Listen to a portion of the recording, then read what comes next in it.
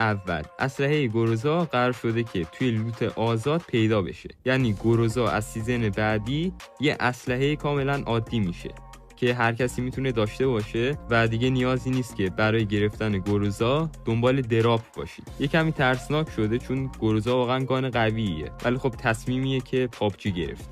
تغییر دوم، نفوذ گلوله اسلحه‌های اسنایپ توی سیزن بعدی میتونن به 2 نفر یا حتی چند تا بازیکن اصابت کنن. یعنی با ای دبل میتونید 2 تا بازیکن رو پشت سر هم ناک کنید. یعنی اینکه با یه تیر میتونید 2 نفر یا حتی 3 نفر رو بکشید. البته باید پشت سر هم ایستاده باشن و وقتی که تیر از پلیر اولی رد شد بخوره به پلیر دومی. در این حالت میتونه که به 2 نفر آسیب بزنه. به نظرم که تغییر خیلی خوبیه.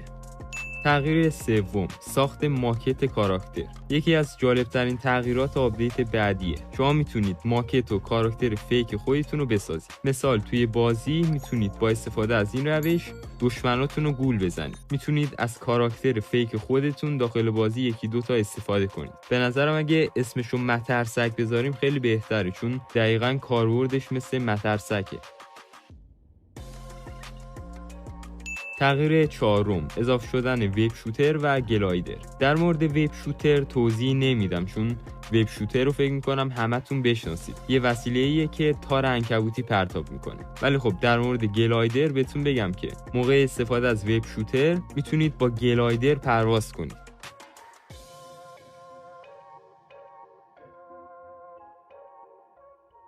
تغییر پنجم، منطقه جوش پول کامل تغییر کرده و یه سری ساختمونای جدید بهش اضافه شده. در کل یه سری ساختمونای جدید یعنی ساختمونای نسل پیشرفته اضافه شده به عنوان مثال، و حس میکنم طرح داخل خونه‌ها یه کمی تغییر کرده.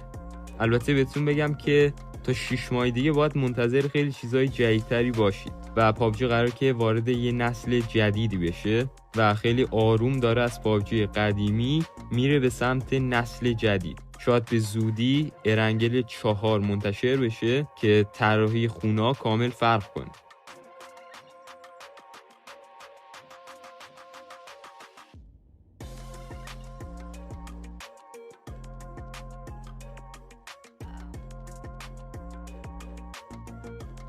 و میرسیم به منطقه یاسنایا. اینم واقعا تغییر کرده، یعنی قشنگ یاسنایا طرح و رنگ ساختموناش یه جور دیگه شده و خیلی شلوغ‌تر شده احساس میکنم. اگه ساختمونا رو ببینید انگاری مثلا پیشرفته شده، ولی من خودم به شخصه باش حال نکردم. شما توی قسمت کامنت ها حتما بنویسید آیا از این سبک ساختمونا خوشتون میاد یا نه. من خودم جوابم نه، 100%.